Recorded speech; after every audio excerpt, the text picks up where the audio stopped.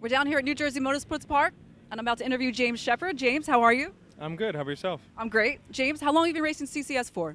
CCS for the last 3 years. First track day with team promotion in June of 2011. Oh, he's jumping ahead of my questions, aren't you? Yeah, a little bit. All right, let's talk about racing CCS. That's 3 years under your belt so far? 3 years, yes. And how long have you been an expert? I've been an expert for 2 years. All right, and you did a race just maybe 5-10 minutes ago, correct? Yep. How did that work out for you? It was good. A little slow start, but made up ground. Running with some fast guys, so it was pretty exciting. Finish off 6th out of a group of about 20. So Oh, that's great, and the day's not over yet. day's not over, so looking forward to progressing along. All right, great. In reference to sponsors and how important they are in the motorcycle industry as far as racing, is there anyone you want to give a shout out to? Yeah, absolutely. I mean, without sponsorship, a lot of the stuff that I'm doing right now probably wouldn't be possible. First and foremost, team promotion for the track days, being able to coach and instruct and get some valuable track time. Michelin tires as well, the Trackside Parts Club, AMSOIL Racing, Custom Performance, and Coastal Collision, Evil Powder Coating, everybody that really helps out, and a big, huge support and family, my girlfriend Claudia. So a lot of people putting together an effort for it to come out here and race. It makes it all worthwhile. All right, I'd like to touch on preparation for getting ready in the wintertime and coming out this early in the season. What is your preparation that you do to get physically fit and ready for the sport? It's a very physical sport, very mental as well, but the physical aspect makes it easier to concentrate and stay mentally focused.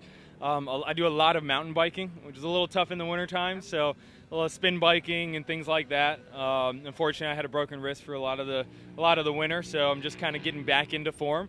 But a lot of that core muscles, staying fit, you are what you eat, and going from there. So.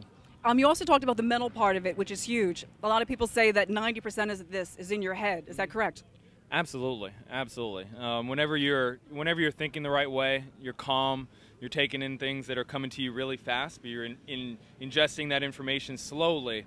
You're able to really process it better than otherwise. And if you're physically fit, then you're able to concentrate on the mental aspect, not worry about the physical. That's good advice. Mm-hmm. I'd also like to touch upon you coach for team promotion as well, correct? Absolutely, yes. How many years have you coached for team promotion for? I've been coaching, I think, for about 3 years now. All right. When it comes to a mental thing, I know you personally. I'm a fellow coach as well. You're actually very good at coaching. I try to. Try to think about it from their perspective. Do you feel that you're giving something back? I think yes, but I also think that I get back a lot of it myself. A lot of what we do, even at an expert and a national level, you're still working on the exact same things that you learn on your very first track day. So with that, whenever I'm able to teach, not only get a satisfaction of being able to see them progress along, it reinforces the basics that I think sometimes we forget when we get a lot later in our stages of our skill sets. So I actually have a huge respect for the fact that you've stayed so humble with all your success. And with that said, I want to go back in time when you were coaching at Shenandoah. My husband, Bill Sink, was teaching Art Basic 1, and we had 2 students that were deaf. Do you remember that day? Yes, absolutely. I got goosebumps thinking about it because you were incredible working with them. You took it all upon yourself. Would you like to touch upon that at all? Yeah, it kind of touched home. They were local guys, lived close to me, so I kind of knew that they were coming along, but we were able to communicate, made it happen, use technology, to help us out. I believe you were texting back and forth. We were on the phone and communicating that way. But when you're on the bike and when you're looking at a track map, showing body position, showing lines, I mean, a lot of that stuff, we're not talking to each other. And I think, to be honest with you, they picked it up dramatically well. Oh, they were going really fast at the end of the day. They were. They had a blast. So, I still have a real good bond with them whenever I see them and talk to them on local forums and things like that.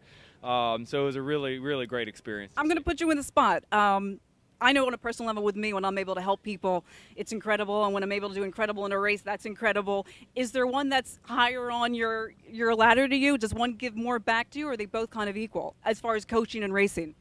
I mean, I think that, I teach and coach more than I race, right? So I do that a little bit more. So the times that I am racing is pretty special. And when you have a good result, you're able to ride with some really fast guys. It does become overwhelming. Okay. There are those times where you develop very good bonds and see people progress along. And it means just as much. So it's really hard to kind of pick and choose, to be honest with you. How about when they progress and get faster than you?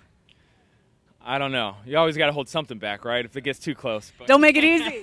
One last question. Other coaches that race commented on how it's hard for them to turn the switch on and off, where they're able to go really fast, and then also help the people that are not as advanced as you are. You're able to turn it on and turn it off. Any advice to those who are having problems with that?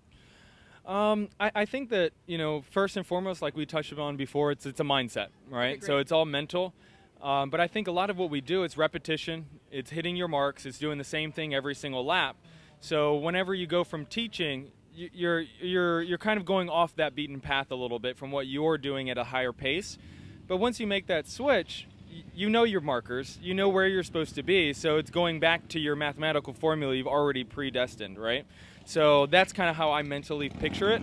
So whenever I go and we go out in an advanced session, that's what I do. Whenever I'm not in an advanced session, then it's totally different from that. So it kind of helps me mentally, make that switch, so to speak. And fortunately, I guess I've had a decent time, going between the two. We're great at it, and thank you for everything, James. Good luck to you today. Thank you very much. I appreciate it. Thank you. Thank you.